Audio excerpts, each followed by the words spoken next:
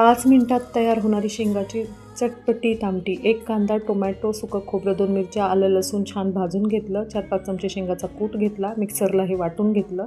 2 glass पाणी गरम करून घेतलं आणि शेंगाचं कूट 4-5 चमचे घेतलं. आता इथं पातेलं गरम झालं, तेल टाकलं, जिरे, मोहरी, हिंग, कढीपत्ता, वाटून घेतलेला मसाला छान परतवून घेतला. त्यामध्ये घातली हळद, काळा मसाला, लाल मसाला.